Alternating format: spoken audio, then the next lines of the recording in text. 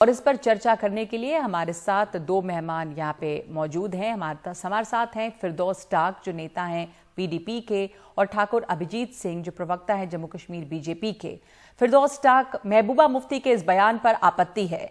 महबूबा मुफ्ती ने जैसे ही पूर्व राष्ट्रपति हुए, जैसे ही अपनी कुर्सी छोड़ी, पदभार छोड़ा, उन्होंने उनके ऊपर हमला बोल दिया और कहा कि वो राष्ट्रपति रहते हुए उन्होंने संविधान को कई दफा कुचला है और बीजेपी के एजेंडे को आगे बढ़ाया है।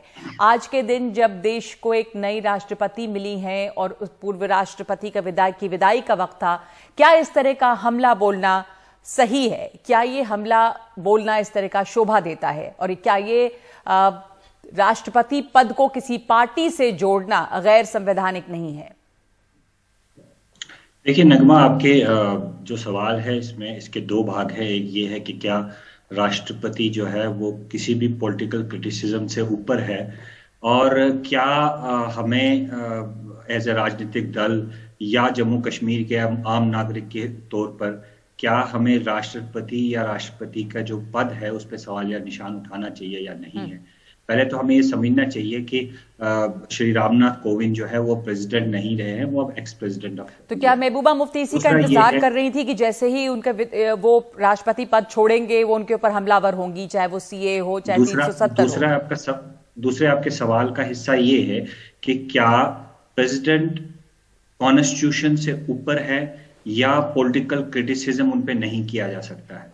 जहां तक मुझे संविधान की नॉलेज है, कॉन्स्टिट्यूशन में कहीं पे भी ऐसा प्रोविजन नहीं है या हमारे मुल्क का कोई भी ऐसा कानून नहीं है कि आप प्राइम मिनिस्टर और प्रेसिडेंट ऑफ इंडिया पे कभी भी सवाल या निशान नहीं लगा सकते हैं। हमें ये समझना सवाल ये भी कि आज ही क्यों, आज के दिन जो उन्होंने इस तरह का किया, ये एक तरह की अच्छा माहौल ऐसा नहीं था, और आज के दिन जैसे ही उन्होंने पद छोड़ा तो महबूबा मुफ्ती जो है वो अपना क्रिटिसिज्म लेके आज ही आ गई।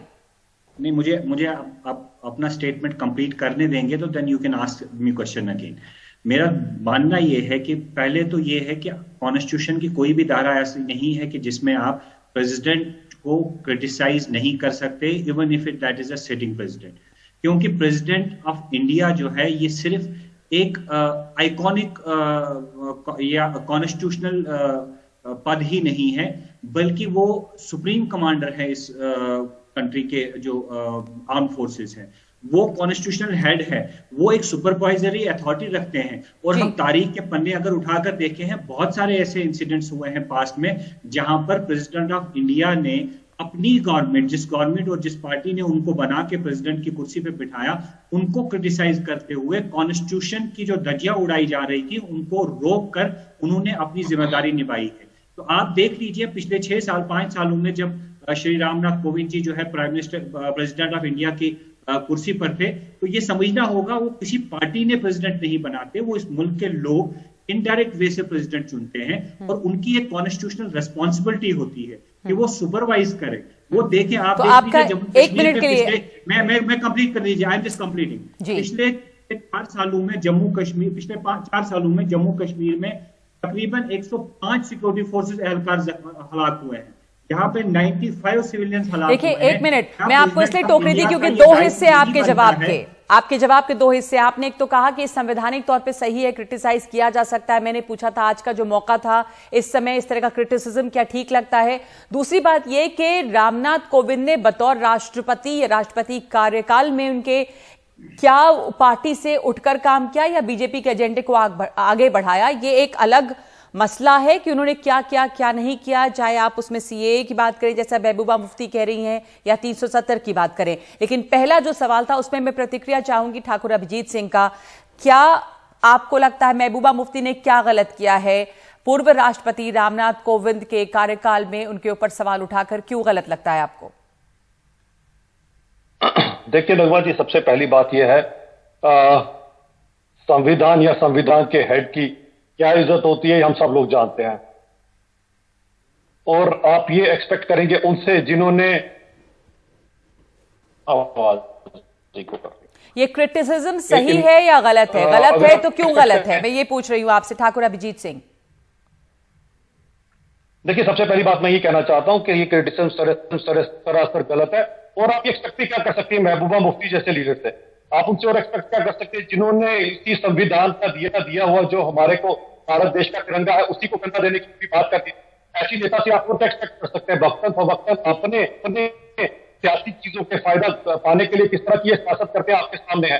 और कुछ ही साल जिन्होंने कहा था कि यहाँ पर कोई तिरंगा उठाने वाला नहीं मिलेगा, तो आज इनको सबसे ज्यादा इसीलिए दुख हो रहा है क्योंकि आज लाल चौक पूरा तिरंगों के साथ भरा हुआ था, पूरा तिरंगा रंग हो गया था आज लाल चौक का। और ये इनको जो है ये सिरे से इनको जो है बहुत ज्यादा दुख होता है इन चीजों को देखकर, इसीलिए उन्होंने इस तरह का प्रहार किया है भारत देश के संविधान पर, संविधान के हेड के ऊपर, जिससे हम सीधे से करते हैं। और उनकी इस ओछी राजनीति को जो है पूरा हिंदुस्तान आज देख रहा है। जम्मू कश्मीर आपकी आवाज थोड़ी कट के आ रही है, आपकी आवाज थोड़ी कट के आ रही है। मैं रिक्वेस्ट करूंगी कि आप उसको थोड़ा ठीक कर लें। और जब तक जो मैं समझ पाई, आपने ये कहा कि उन्होंने ओछी राजनीति की है और संविधान पे प्रहार किया है।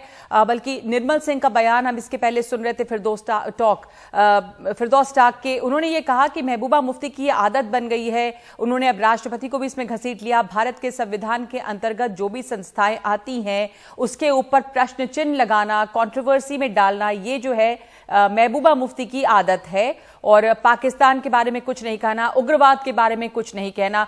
आज ही के दिन जब ये इस तरह का क्रिटिसिज्म कर रही है, वहां पर देखिए एक बीजेपी जो है वो नए भारत, नई कश्मीर की तस्वीर दिखा रही है, जहां पे एक तिरंगा यात्रा निकाली गई है मोटरसाइकिल पे। फिरदौस टाक,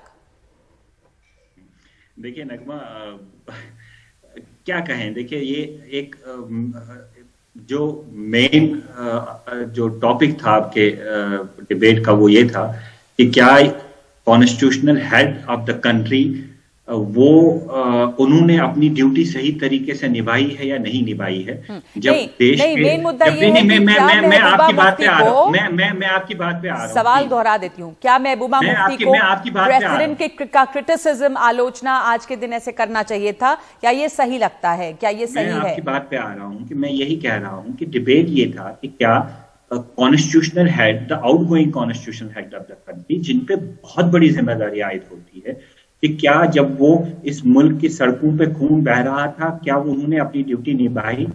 क्या जब यहाँ मस्जिदों के बाहर भगवा झंडे लहराए जा रहे थे तो क्या उन्होंने अपनी ड्यूटी निभाई?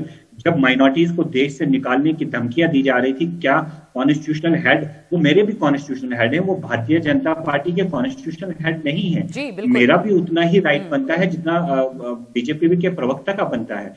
लेकिन इस डिबेट से हटा के हमेशा ये हाइपर नेशनलिज्म की बात करना, आज लाल चौक में झंडे लगे हुए हैं, आप इनसे पूछ लीजिए लाल चौक में जब ये झंडे लगा रहे थे, पूरा श्रीनगर का वो हिस्सा जो है वो कैसे सिक्योरिटी फोर्सेस ने बंद करवाया, कैसे दुकानें और बिजनेस एस्टेब्लिशमेंट और यहाँ तक कि सरकारी और गैर सरकारी स्कूल बंद करवा दिए गए, क्योंकि भारतीय जनता पार्टी को झंडा वहां पे लहराना था और गुजरात और यूपी में दिखाना था हम जो कश्मीर है वहां पे किस तरह की राजनीति कर रहे हैं। अगर बीजेपी इतना ही दम रखती है तो ये इजाजत देना। पीडीपी ने तो 10 बार इजाजत मांगी है, लाल चौक में नहीं, श्रीनगर में किसी भी जगह पे हमें जलसा करने की इजाजत दी जाए।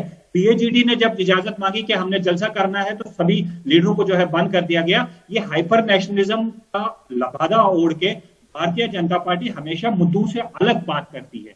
बात यही है जो आप फिर से, मैं आप ही के सवाल पे दोबारा आता हूं और आपके टॉपिक पे आता हूं कि क्या constitutional head of the country has been able to fulfil his obligation, या सिर्फ राष्ट्रपति भवन में हमने भारतीय जनता पार्टी के क्या महबूबा मुफ्ती आज इस बात को बोलकर ये बयान या ट्वीट करके एक वो उन्होंने बेजा विवाद शुरू किया है? कैसे मौके पर? ये विवाद नहीं है नगमा, बल्कि ये रेट्रिशन है कि constitutional head of the country is the head of the country, not head of political leader of Bharatiya Janata party. Thakur Abhijit Singh, आपकी प्रतिक्रिया इसके ऊपर? ये कॉन्स्टिट्यूशनल हेड सभी के हेड हैं, तो अधिकार है लोगों को ये कहने का कि वो देश के हित में काम करें। और किसी एक मिनट फिरदौस टाक, अभिजीत सिंह ने अपनी बात पूरी नहीं की, उनका भी सुन लीजिए। ठाकुर अभिजीत सिंह, आपकी प्रतिक्रिया? आरोप यह है कि जब राष्ट्रपति पद पर थे तो वो पूरे देश के राष्ट्रपति हैं, सभी के कॉन्स्टिट्यूशनल हेड हैं, तो क्या उन्होंने सिर्फ एक पार्टी के एजेंडे को आगे बढ़ाया है? ये आरोप लगा रहे हैं पीडीपी के नेता फिरदौस टाक और उनकी नेता महबूबा मुफ्ती ने भी आरोप लगाया है। बीजेपी की तरफ से ये कहना है कि उन्होंने बेवजह एक विवाद खड़ा किया है और वो एक प्रश्न चिन्ह लगा रही हैं इन मुद्दों पर और कंट्रोवर्सी खड़ी कर रही हैं।